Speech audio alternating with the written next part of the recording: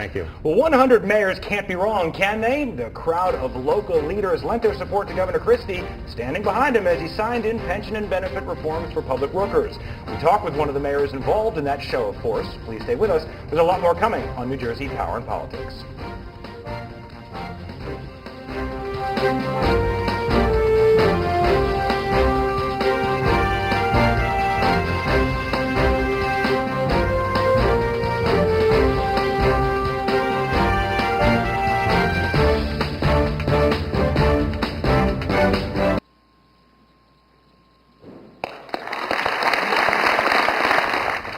Signed, sealed, and delivered with the swipe of a pen, Governor Christie makes pension and benefit reform final. Welcome back to New Jersey Power and Politics. I'm Luke Margolis.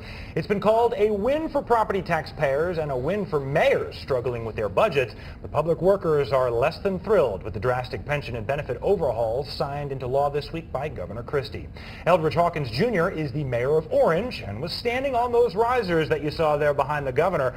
Welcome to the show, Mayor. Thanks for joining us today. Thank you for having me. How do you perceive this pension and benefits reform either benefiting or affecting Orange? Well, it's certainly a game changer statewide, because one of the highest cost drivers in municipal government are the pension and health care costs that continue to increase each year. In Orange specifically, we had increases in health and pensions that went from 14 to over 20% increase.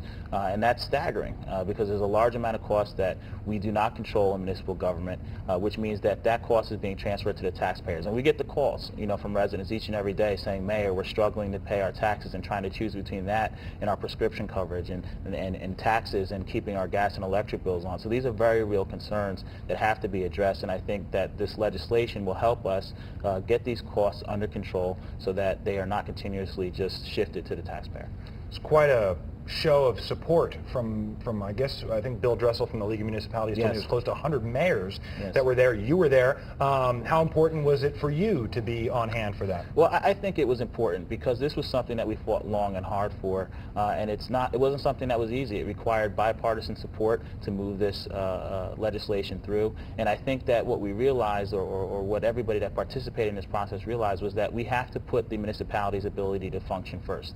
We've been having layoffs throughout the state because costs are increasing, and we can only raise the taxes but so much in light of the 2% cap that was passed. So we have an obligation, a duty, and responsibility to deliver services. The residents have to know that when they dial 911, somebody's going to respond. The city has to be able to clear the snow and mill the streets, and we can't do those things without costs being under control. So this legislation will help us do that and help defer some of the costs from the residents and actually have a shared sacrifice with some of the employees.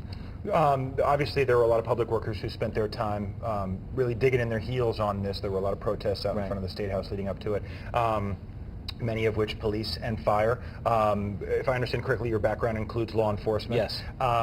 Does this present, not just for the Democrats in general, but for you specifically with your personal background, sort of a political, delicate balancing act? You certainly don't want to seem too heavy-handed with folks in the public sector. Absolutely. And I'm sure there's some people that are upset with me in the unions, but I think that we have to look at where the common ground is. Both as a union person and an administrator, the common goal is we want to keep as many of our people employed as possible. It's not to my advantage as a union member or an administrator to have people laid off. And if costs continue to increase and we can't raise taxes over 2%, that means we're forced into a situation where we have to continue to pay our senior employees more money and lay people off at the bottom. And that doesn't help us deliver services, and it keeps people unemployed. So by sharing these costs and changing this legislation where employees have to bear more of the burden of their health care and their pension costs, then that gives us a better ability to operate, which means that, again, from union perspective and administrative perspective, we can keep more people employed, and I think that's really what we want to do at the end of the day, because, again, more people employed means a stronger economy. It means a better ability for the municipality to deliver services. Excellent. Mayor Hawkins, thanks so much for joining us. Thank you. We appreciate it. Keep it here, folks. A lot more to come on New Jersey Power and Politics, only here on News 12, New Jersey.